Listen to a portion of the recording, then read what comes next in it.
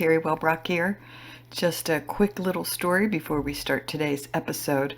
So, I have started back to EMDR therapy, which, for those of you who are longtime listeners to the show, know that I did EMDR for 98 sessions over a 4 year period quite a few years ago when I lived in Cincinnati, Ohio.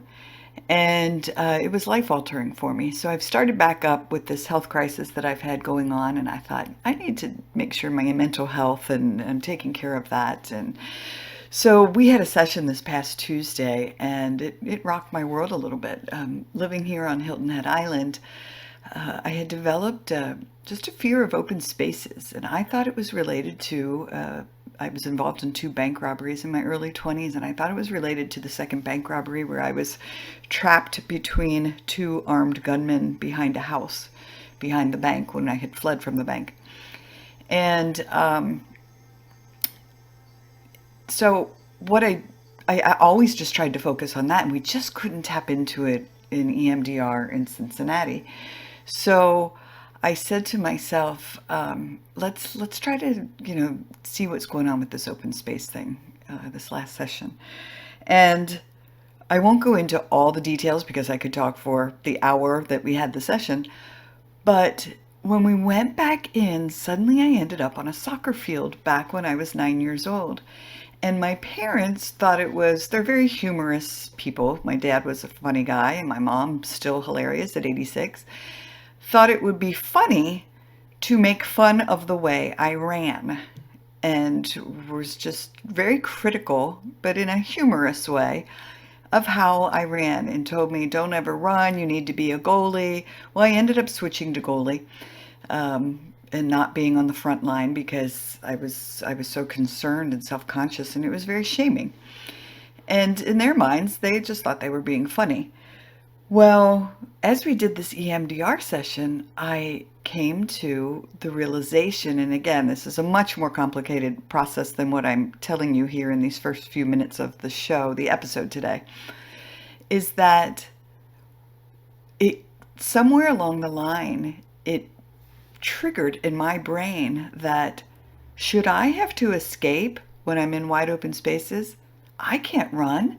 How am I supposed to run away? How am I supposed to escape? How am I supposed to be safe? And so that just that correlation, and that's the beauty of therapy, at least in my mind, EMDR therapy, which for those who don't know what EMDR, it's eye movement desensitization and reprocessing.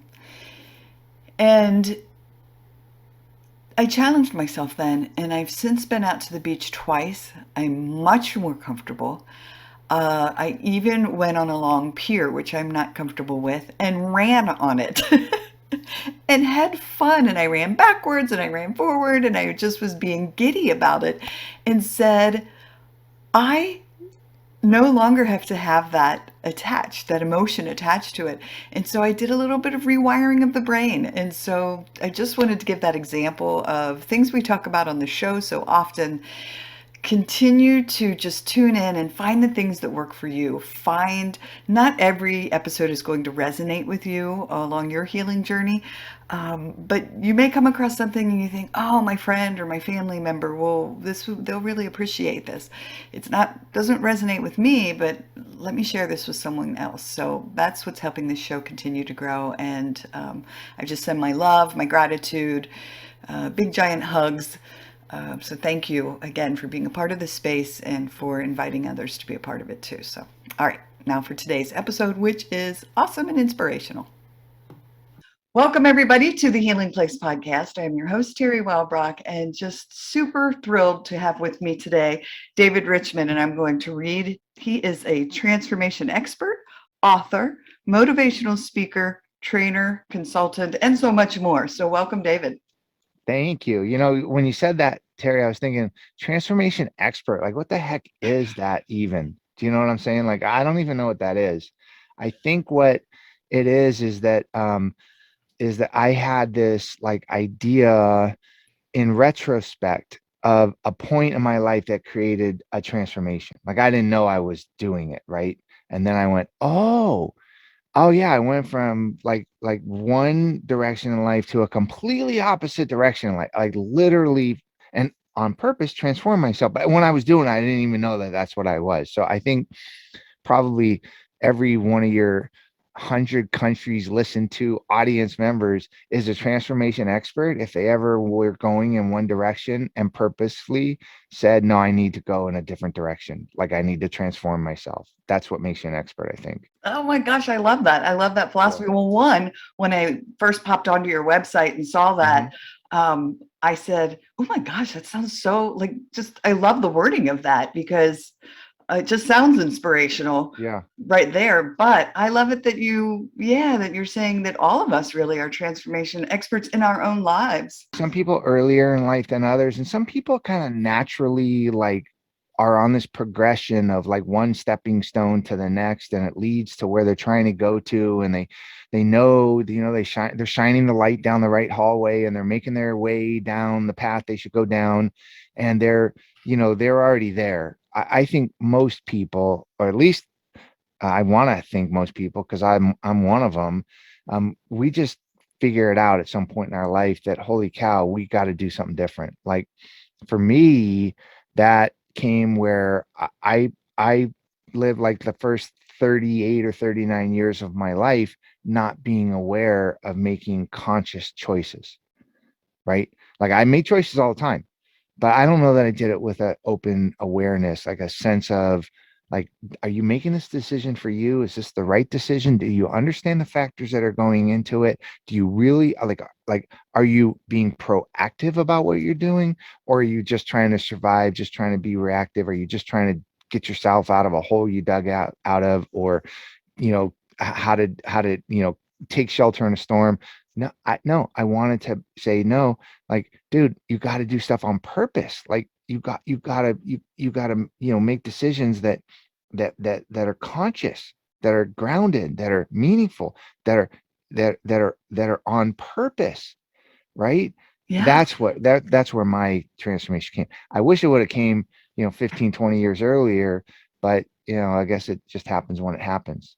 Yes. Well, my oldest son, who I said is visiting here in Hmm. Hilton Head, and I've just loved having him here, but we have these deep conversations. And how many times I've told him, yes, when traveling your healing journey, which he's in his 20s and on his healing journey, and I love it. I'm so proud of it Hmm. because I'm like, you're way ahead of the curve to Right. be doing the work now. But yeah, make those conscious choices. And I say, listen to your heart, listen to your soul. Like what's giving you a little nudge, because when you pay Hmm. attention and then make your decisions based upon what you're consciously aware of, oh yeah, you Yeah, can. and I think that if there is an inciting moment, that you should take advantage of that and use that as a pivot point. For me, the inciting moment came where I had like a bunch of different things that happened at the same time that forced me or gave me the opportunity to really take a hard look at myself. So, one, I was dealing with ridiculous amounts of stress in a very stressful work profession. I was a manager of managers of wealth managers. So I basically managed the people that manage people's money, but I did it on a very large scale. So I worked for a very large company on Wall Street and ran a very large business for them. Very stressful. I was in a horrible marriage. I was married to an abusive alcoholic. Very stressful. I had two young kids that they were twins, 4 years old, that I had to figure out how to get them out of that situation, get me out of that situation. I was a smoker and had been for 20 years. I was like 50 pounds overweight, and I was just a stress mess, and I was running around like I had lived my whole life either surviving, figuring out like how to get myself out of the problem, or I live my life like, oh, I got to try this harder because it's going to make my wife less angry. I got to try this because it's going to show my boss that I deserve a raise. I'm going to try this because it's going to make me look like a better person or a better parent. And I never just like said, dude, what's up with you? And so when all that was going on, And then my sister called me and said, hey, bro, I got some bad news. I'm going to die soon. I got brain cancer. I went, wait a second, man. Like, stop it. Like, take a deep breath. So I took a deep breath. I got myself out of that relationship very, very quickly, got my kids and me to a safe space. And just literally, Teri stood in front of a mirror and said, dude, like, who do you want to be? Like, who do you want to be? Like, why, like, what are you doing? And what are you basing your decision making on? And who are you? And I didn't know the answer, right? I just didn't Yeah. know. But I knew I wanted to be something. And what I wanted to be was I wanted to be athletic, and I wanted to be more aware of the steps that I was taking in life. And I wanted to find purposes, and and I wanted to be a good example for my kids. And there's all these things that I could come up with who I wanted to be. And I was none of those things. And so I just said, start, right? Yeah. So if you're gonna start being athletic, stop smoking. So stop smoking. And I went for a 2-minute run and barely could handle it. 2-minute run. And 9 months later, I was doing an Ironman triathlon, and I've done 20 of them since. I've done 5,000-mile bike rides. I've done 50-mile runs in the desert, 100-mile runs in the desert. I've done crazy, crazy athletic stuff, and I didn't even start till my late 30s. And that's helped me um, bleed a lot of positive stuff into all these other facets of my life that I told you were just a mess. Yeah, I love it that you started by saying you really started with the baby steps because I mean, standing in front of that mirror, a lot of what you were saying to yourself could be so overwhelming that you just want Mm, to be like, well, I'm just gonna say, light up another smoke and absolutely. yeah, just veg here. But you started with that baby step. Yeah, and you know what? I don't think I just thought about the thought consciously until you and I were just talking right now, but I've always thought, like, and I live with this thought every day, that my best days are in front of me. I really have always thought that, right? But at that particular time in my life, I think I was looking in the mirror and kind of looking backwards and going, dude, if that's the best days of your life, I mean, honestly, you've just wasted it, right? If with what you've already experienced in these first 38 years is the best days of your life, then you blew it, right? You blew it. And I went, wow, you know what? I am an optimistic person. I'm always a forward thinking person, I think, but maybe I got to take it on purpose, and I got to be like, I got to start doing the things that I want to do. When I was a kid, my buddy and I used to call ourselves the shadows. And that's because I always felt like I was in the shadows. I didn't feel like I was in life. I felt like I was kind of hidden in the shadows, kind of watching life. And sure enough, 20 years later, I found myself still being a shadow, going, dude, no, like, start living the life you want to live. And it sounds preachy, but it's really not. It's just this kind of awareness that some people, maybe your listeners, automatically understand it. But it took me like this confluence of events before I developed an awareness to say, you got to live life on purpose. Like, you got to do things in a purposeful, meaningful, grounded, aware manner. And what sounds easy sounds like it should be natural, but for me it wasn't. Yeah. I always find it so fascinating and how many beautiful souls talk to, you included, that a traumatic event or something comes along that's just that, like, bam, uh, that then Mhm. is a catalyst for change or a catalyst for just moving us into that direction too. Because you've Mhm. not just done it for yourself, but now you reach your hand back into that darkness to help others who may be Mhm. struggling. Yeah, and that's what my last most recent book is the purpose of that last book, and the most recent book that I've done is that when I was going through being a witness to my sister's illness and watching her die, and seeing what she was going to leave behind. She was obviously tremendously sad. She's young kids, wonderful husband and great friends, and really living a wonderful life. And that was going to be taken away from her. And we were able to kind of talk about some of that on the emotional level, that a lot of people don't have the chance to do, or they don't take the chance to do. And although I hadn't processed all the emotions and I didn't ask all the questions and learn everything that I could have about the emotional side of what she was going through, I kind of at least became aware of the fact that beyond the medical tasks and beyond the kind of obvious, like just getting through each day and all of that, there's this big emotional component to the chaos of cancer. And when I started doing endurance events that were in support of the cancer center that took care of her, and in that community of people that were dealing with heavy things, I started to realize that there was this recurring theme, that everybody had this difficulty in talking about the emotional side of cancer. Like, well, when are you getting your PET scan? Oh, how are you navigating work? How are you getting your kids taken care of while you're going back and forth to chemo? Those kind of things we could talk about. Okay. Right. But, what's it like to hear? What do you say to your friend who told you that their coworker's son, their little 3-year-old son, got cancer, and they're like, they don't know what to say to him? Like, how do you advise them on what to say or what not to say? Like, how do you deal with the guilt of what you're putting your family through and be able to talk about it? Right. Like, there's just a million different facets of this emotional side of cancer. And I said, if it's something that's totally prevalent in everybody, Teri, how can we bridge the gap? How can we make people better equipped to start really hard conversations? Um, and so I embarked on a journey to find enough people that gave me enough diversity of trauma, of range of age, range of type of cancer, range of severity, range of the emotional response that they had, and then reflected that against all the traumas in their lives, and which would give us some insight into how and why they did or didn't process the emotional side of it, or allow us to connect with them on a certain level.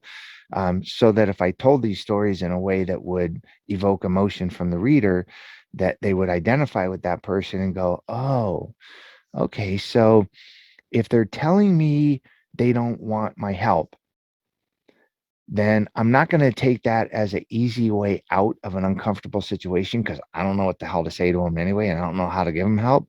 Maybe that is indicative of the fact that maybe they were abandoned as a kid and they don't want to rely on people for help.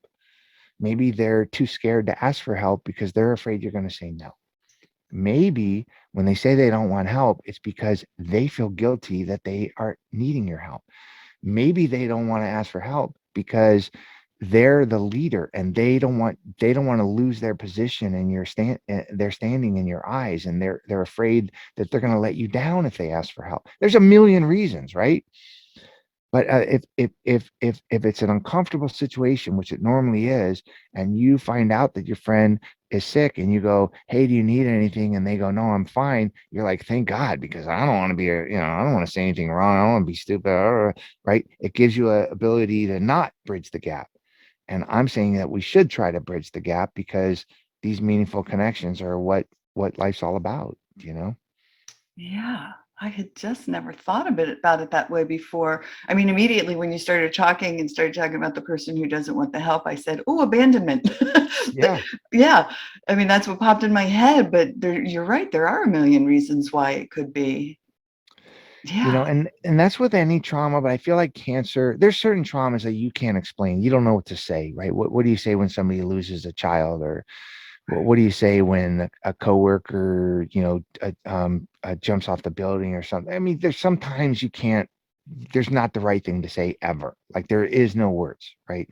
But a lot of times, and especially with cancer, because it can be a disease that goes on for a while, because it can recur, because it's so shrouded in mystery, and one diagnosis could lead to death, and one diagnosis could lead to the expectation that you're going to die and 30 years later you're still kicking the can down the road. So because of that, it comes with a unique set of opportunities to either back away because it can be so uncomfortable, or it gives you an opportunity to lean in to maybe form the meaningful connection that you really want to have and that that other person wants to have with you.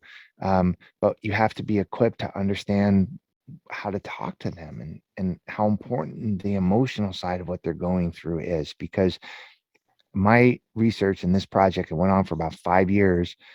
I don't care if you're a doctor, a critical care nurse, you lost a parent to cancer, you lost a kid to cancer, you lost a friend to cancer, a loved one, you yourself went through cancer, 5 different times. I don't care what the set of circumstances are. Every single person I spoke to either hadn't processed the emotions, so they didn't talk to people about it, or they had processed the emotions, but they hadn't talked to people about it. That was the common theme. And so I had to go on this journey to try to bridge that gap so that when the reader reads about, Bobby or Teri or Joshua or Karen, the real people with real names, that they can go, oh my gosh, you know what, I can identify with that. And maybe I can put that on my back pocket. And when the situation arises, maybe I can use my idea of what they went through as to what my loved one or friend or coworker or spouse or whatever might be going through, and maybe it would give me some tools on how to better help them through the emotional side of it. Yeah, beautiful. Well, and it's so inspirational that you really combined what you were first talking about, that Hmm. your um, inspiration to be an athlete and to really transform your own life, and then taking it and combining it with this research for this project, for this book, and that the proceeds were going, the net profits were going to cancer agencies. So yes, so Yeah, you rode your bike, right? right. To your last point, um, yeah, 100% of the net proceeds are donated. So I asked each one of the participants. 15 finally made it into the book, right? Because sometimes people couldn't go there. Sometimes the story just it didn't solve a question, right? Sometimes it was an interesting story, but it didn't solve a question, which is Right. like, what might somebody have gone through that I need to be aware of so that I can better relate to them? That was really the question. But when the 15 finally made it, I just said, hey, what organization do you have an affinity towards? And then we'll divide up 100% of the net proceeds to go to that organization. So there's a secondary goal of raising a little bit of money, which is always good. And there's a list of the organizations in the book and on the website. But the primary goal was to equip people. To your other point though, on the bike, yeah. So cycle of lives, right? That's the name of it. And I came up with this like logo of this dude on a bicycle, and the wheels are an infinity sign, and inside of the infinity sign on either side is a bunch of spokes, and each spoke has a different color. So it's like this infinity thing and the cycle of life and this whole like kind of like I got all these different perspectives. And so I'm just playing on the word cycle of life, right? And I thought, well, what better way to connect people than to actually get on my cycle and ride? So I got on my bike and I said, I had been talking to these people for the better part of a couple of years and had only met a few of them in person. So I said, what better way to connect everybody, since we're all connected by these emotions and by these stories, than to get on my bike and go meet them. So I went 4,700 miles in 45 days, which, if you do the math, I took a couple of days off, is like 120 miles a day. It's crazy, crazy stories every single day. 10, 12, 14, 17 hours of cycling in some days. And just got to meet them, stop at cancer centers, meet 1,000 people along the way that reinforced, my mission and, the purpose of the project. And yeah, that kind of tied the stories together. That was the narrative. So the book is the 15 stories, but in between is a short little narrative about the bike ride and the people I met along the way and how the stories all tie together. And so, that's the thread that binds all the stories together. Yes. Oh my gosh, beautiful. And I'm sure talking about your sister and your own journey as Yeah. well. Yeah. Yeah, and I actually learned a lesson. A lot of it's through talking to people like you, Terry, is that I didn't actually know that I hadn't processed the emotions behind losing her, and I had, but there was something that until I purposefully reflected, and you want to find a place of reflection, go for a 12-hour bike ride in Texas. Okay, that'll give you a point of reflection, right? But I didn't know until I got on the bike that I didn't really need to process her death or the loss or all of those things. I think I had done that. But what I hadn't done, and I didn't discover until I was on the bike, was I hadn't processed the idea that I had a very, very imperfect childhood. Um, maybe even a little bit on the kind of rough side, and that bled into my adulthood with my family. And um, I had to grieve the fact that the only person that knew what we went through was gone, right? So what I needed to process, what I needed to grieve is that sense of loneliness for nobody knowing what I went through, right? Nobody knew but her. I knew what she went through. She knew what I went through, but nobody else did. And I didn't have that person anymore. And that's what I needed to grieve was, sometimes when you lose a parent, you go, oh, I lost my parent. Sometimes when you lose a parent, you're like, I lost a person that I could call no matter what. Sometimes you lose a parent and you go, man, I lost a person that taught me everything I know. There's a lot of different like aspects of losing somebody. The thing that I didn't know until the bike ride was that I had to grieve the loss of somebody who knew me better than anybody from when I was a kid, Wow. and that's a different type of loss than just the person being gone. That's a different facet of it. And um, I think that that's important to understand is that we can't pretend to know what's going through other people's head when they're going through loss and trauma and cancer and other things. But maybe we could gain some insight into the fact that if we can try to find out what they need or what things in their life affect their emotional response to the trauma, then it might allow us to connect. So it's really sweet when somebody says, "Oh, I'm sorry to hear about your sister." That's really sweet and it's wonderful, and I appreciate it. But when somebody says, "Oh my God, what was she like? Were you guys close? What was she like growing up?" I'm just like, "Oh my God, that's so awesome that you asked me that question because that's the part that touches me the deepest." Wow. Beautiful. I mean, my heart is, well, one, I want to go hug my little sister, but Ah, two, because it's true. Like those are the conversations, and she and I could talk for 3 hours on end on the phone talking about our childhood because we both were there side by side together and survived so much of it together. and nobody else but you two understand it. Yeah. I use the example of I won't bore you with the whole story behind it, but we went through a short period in our lives where we couldn't come home until dark. We were not allowed to come home until dark, but we couldn't stay out after dark. Okay. So imagine we're 8 or 9 years old, maybe a little bit younger, 7, 8, 9 years old, and we're trying to figure out how do we get home before it gets dark, but how do we get home after it gets dark?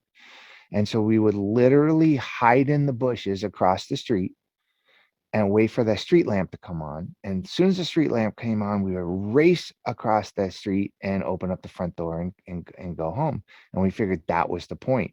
Now, there's a lot of shit. Sorry about that. Nope, There's you're a lot good. of crap. There's a lot of dirt. There's a lot of, whatever behind that. A lot of stuff behind all of that. But nobody's ever going to understand when I say, oh my God, man, I used to have to worry about getting home before dark, but not after dark, right? Nobody would understand that but her. And Right. I'm sure you and your little sister have so many kind of little nuggets where you just go like, you get me on a different level that nobody ever will. So if you ever lost her, it'd be a tragedy to lose her, but it'd be also a tragedy if it were a part of your makeup and your emotional, recipe to think, oh my God, the person that knows me the best is gone. But you know what? In that particular way, maybe nobody knows you better than her. Right. Well, I've always said that. Yeah, like Hmm. because she gets me. Right. Yeah. Yeah. Yeah. Wow. Very, very profound. Um, yeah, you've got my head spinning. So Yeah. That's what I'm supposed to do, right? Spin your right. head. So we talk, and another thing I'm glad you brought up is we talk so often on this show Hmm. about adverse childhood experiences and the impact of trauma. And I love it that you're talking about that you you along that healing journey and along that bike ride through Texas when you were coming to this revelation that you realized the impact that early childhood trauma that trauma in your childhood had on your, I guess, inability, or maybe not inability, but not being conscious of the fact of that you needed to process that part of the emotional part of it. Because wow, do ACEs and adverse childhood experiences have an impact on us as adults? They really do. And if you are wired to be an overachiever or you want to be an overachiever for whatever reason, because you're making up for something because you think you should be, or whatever, a million reasons. But if you are like that person and I'm that person, then if there's imperfections in the equation, it's a problem. So, and a perfect example is this: like I used to think, like, oh my God, okay, I don't do puzzles that often, but I like to do puzzles. Okay, like crossword, jigsaw puzzles. Yeah. The worst thing in the world is if there's a missing piece, because Yes. that's just like it's the worst thing in the world, right? Oh my God. Could you imagine putting all of the time and you put the edges in and you separate the colors and you grab this thing and whatever, and you can put this puzzle together and there's a missing piece? It's like that's a disaster, right?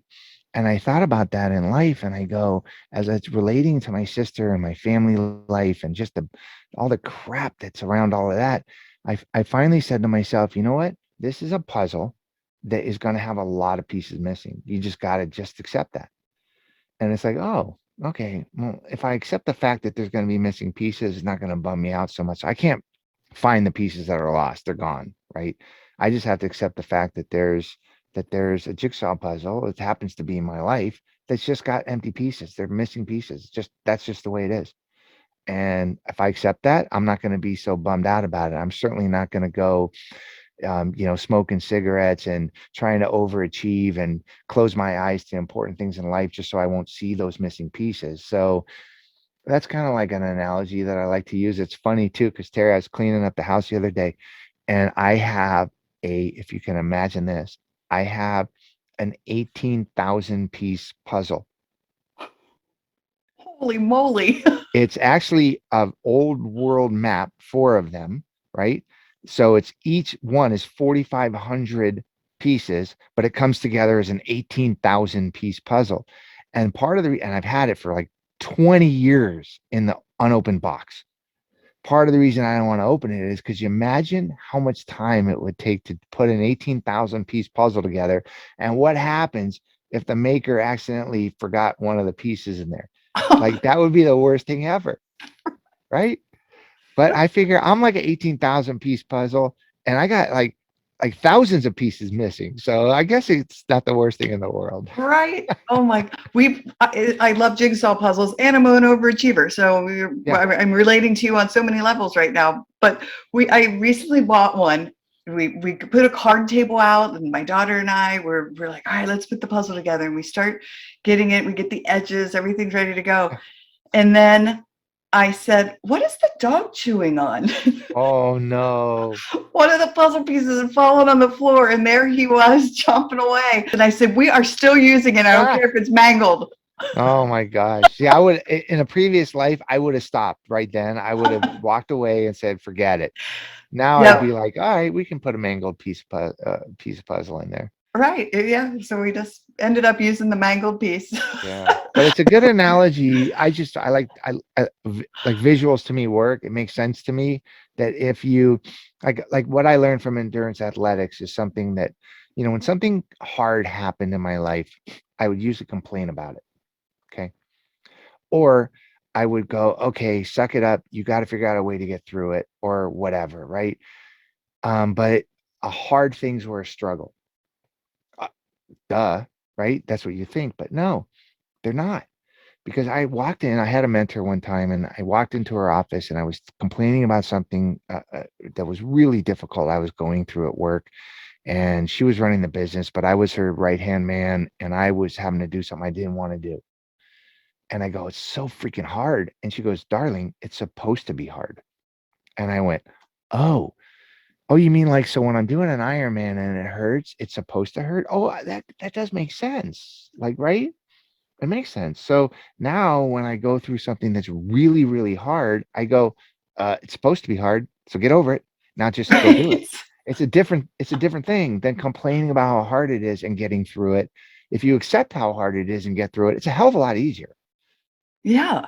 It's Well, what supposed to be hard. instantly popped in my head was, you as being athletic Yeah, is lifting those weights. Of course, you're going to have sore muscles, but guess what? You're getting stronger. yeah, Yeah. yeah, yeah, yeah. When I'm doing a 50-mile run in the desert and it's 115 degrees out and it's at mile 8, I'm like going, what the heck am I doing here? This is ridiculously hard. I go, yeah, it's supposed to be hard. So just keep moving. Figure it out. It's supposed to be hard. Just keep doing it. You elected to do it. You want to do it. Just go do it. Oh, I love it. So, how are we doing on time? Oh my gosh, We're good. we're, we could just keep talking and talking. All right. Let's So, go. anything that you wanted to touch upon that we haven't had an opportunity to talk about yet? No, like you said before we started talking, we could just talk forever. I'm good with Yeah, that. it's true. Oh, you have another book besides so the first book is Cycle of Lives, 15 People's Stories, 5,000 Miles, and a Journey Through the Emotional Chaos of Cancer. Uh-huh. That's the most recent book. Okay, and then you And have Winning in the Middle of the Pack. I have Winning in the Middle of the Pack, and I have some other books that are more specifically related to finance and also endurance athletics. But the Winning in the Middle of the Pack book is kind of my favorite, only because if I would have learned some of the lessons that I learned in doing endurance athletics and running a big business, like if I had been taught that or mentored that, or if I had parents that were interested to teach me things along the way, I probably would have been a lot happier. But the Winning in the Middle of the Pack is just this concept of super quick that in a race, okay, race of life, the race of business, a real race, a 5K race or whatever, um, there's people at the front and there's people at the back, right? The people at the front always want to win. You're always looking at them to win. Sometimes they run over people, some whatever. They're the people that finish first. They kind of just are going to do that because they're world beaters. They're the best of the best. Then you got the people at the end who are literally dragging their feet, trying to figure out some way to get there. Maybe they end up quitting, whatever, right? Um, most of us are in between that. Most of us are right there in the middle of the pack, right? We're not the person that's out there to win at everything or can win at everything. We're not the person that's dragging our feet and figuring out a way to not do it. But we're in the middle. And in the middle, nobody's really watching us and nobody really cares, which is awesome. Because I used to live my life thinking I'm gonna compare myself to everybody because they're looking at me. Most people don't care. They got their own problems. They got their own life to deal with. And I didn't realize that till later in life. And so I wrote this book that talked about the similarities in running 100 miles and running $100 million business and dealing with difficult things in life. Like, what are the lessons we can learn? Like, if you tell me, David, things are supposed to be hard, it doesn't make sense. But if I wrap it around a few stories, then it makes sense, right? If you Right. tell me, hey, dude, you got to figure out a way to get through the peaks and the valleys of life, or the peaks and the valleys of a race, or the peaks and valleys of running a business, I say, okay, try, great, good for you. But if you wrap that around a few stories, then I go, oh, I get it. A great example of this, if I can ramble for one more second, No, is ramble away. is I love is it. Patricia in my book. Okay. Patricia had in the Cycle of Lives book. If you would tell me, hey, just figure out a way to put your feet on the ground each day and see if you can get out of bed, I'd be like, okay, whatever. That's trite. But when you hear about her story and then you say that, it means something. So her story is basically she is in terribly abusive relationship, horribly abusive, emotionally, physically, and psychologically. Put in the hospital, cut off from family, just absolute horrible, the worst you could imagine. And she has to create a new identity. In order to escape, and she barely escapes, and she builds this whole new life. After she escapes, she finds love. Imagine how difficult that might be for somebody that was just abused for 4 years. Soon as she does, she gets cancer. Oh, He stays with her, but she ends up getting 5 different types of cancers over a 35-year period during their marriage, and each time figures a way to survive it. Okay. And her story of inner strength and taking charge of your life and figuring out a way to make it through difficult times is unbelievably inspiring, right? And it's very empowering how she took control of every step along the way once she could get out of the control of somebody else. And I asked her one day, I go, how do you do it? And she goes, David, she said, every single day of my life, I get up out of bed and I put my feet on the ground. And if I'm lucky enough to get a step or two away from the bed, I turn around, I make my bed, and I go about my day. Sometimes I make my bed and I get right back in it. Sometimes I make my bed and I go about my day. She goes, but every single day, my goal is to wake up, put my feet on the ground, and try to get up out of bed. And I'm just like, wow. Now that means something, right? Now I get what that means. So if you would tell me, hey, dude, just figure out a way to get your feet out on the ground and go about your day, I'd be like, whatever, go preach to somebody else. right, But if right. you're right, but if Patricia tells me, if I understand Patricia's story and how absolutely inspiring and moving and just insane it was, and she says that to me, I go, okay, that's never going to leave me. Yep. That next morning, you're putting your feet on the I go, ground. absolutely. As Yeah. I'm going to make my bed and I'm going to go about my day. Even if it's not the best day, even if I got to turn around and get right back in bed, even if I screw up everything I do, I'm still going to put my feet on the ground and figure out a way to get about my day, which is really cool. Yeah. So I try to include these kind of stories in the book, the real people in the winning in the middle of the pack, the real stories. And I guess they're just there to help people reinforce their own belief that they're transforming their lives if that's what they want to do. You Yeah. know? All right. So I have to share my middle of the pack story then with you really Yeah, quick. So do we it. did I was living in Cincinnati prior to Yeah, living here in Hilton Head, and we said, oh, let's sign up for the Flying Pig half marathon. Now I had never done even like a 5K. So we trained and trained and trained and start the the gunshot goes off and we're starting on this half marathon and we are middle of the pack and we're going along and never thought to look at the map of like where it would take us through downtown Cincinnati. And yeah, we started going down the road and then I said, is everybody turning right like they're going into Kentucky? Because I have a horrific fear of bridges. So I said, we turned that corner and I said, oh my gosh, we have to walk across the Ohio River over this bridge. And so I said, all right, here's what I'm going to do. I'm going to get on the double yellow because they closed the bridge down. I'm going to get on the double right. yellow lines and just stay right in the middle. And again, there were people everywhere. And I looked up and I said, all right, I feel really good about this because we're right in the middle of everybody. Right. There's people everywhere, like Yeah. comfort in numbers. And so we started going and we're about a third of the way over that bridge. And of all the thousands of people around us, this lady decides to ask me, of all people, she turns to me and says, does it feel like this bridge is moving? And Oh my God. No way. You're like, what the I heck? said, yeah. And then I said, all right, we're running. And now I'm not a runner. And I ran the other 2/3 of the way over that bridge until I got to the other side panting. But I was like, all right, I did it. That's I so crossed that cool. bridge, but did it middle of the pack and made myself face a fear. So there you go. That is awesome. And you know what? You could probably draw on that in a lot of different ways, both consciously and unconsciously, because you had no idea you could do that. You had Right, no idea until you were forced to do it, or you forced yourself to do it, that you could right. do that. And that is just incredible. And I think that for me is like we talked a little bit earlier about like are your best days behind you or ahead of you? And I think that, you know what, that's a perfect example of you have no idea what you're capable of. So you might as well keep trying stuff because you're probably going to be able to do more than you think you can do. Like you would have never consciously go, yeah, I'm going to go across a bridge that might be shaking from 1,000 runners and just see if I can do it. But because you put yourself in that position and you weren't going to quit, right? You're Right. like, all right, I just got to figure it out. That's really cool. Thanks so Yeah, much. that's Yeah. really cool. Oh my gosh. Well, I'm not afraid of bridges, but I am afraid of heights. So don't put me on a high bridge. Put you and me on a high bridge, we're screwed. Oh, that's right. Yeah. No thanks. Oh man, All that's right. crazy. So how do people get a hold of your books? How do they Sure. find you?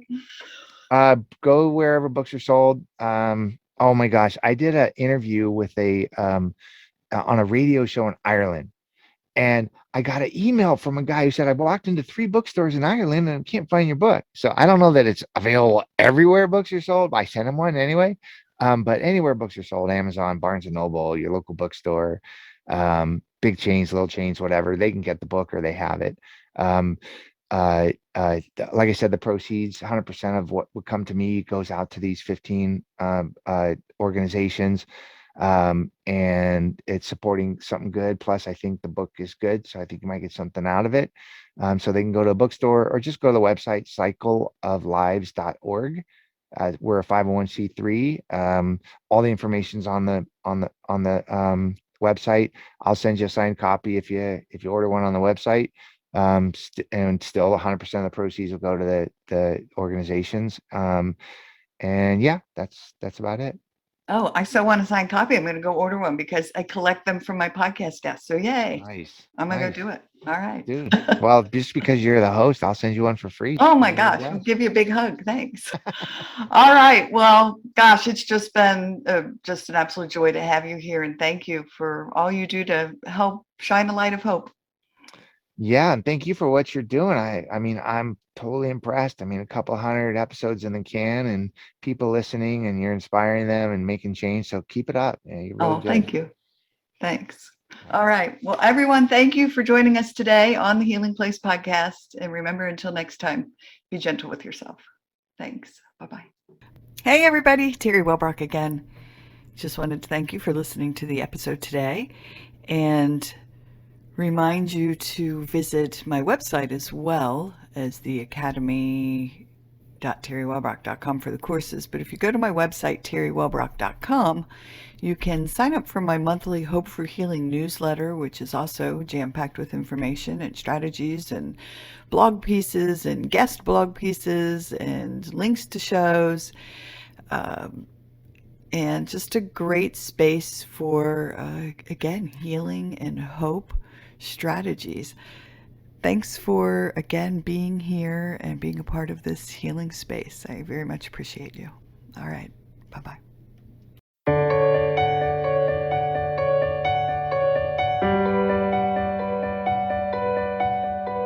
bye.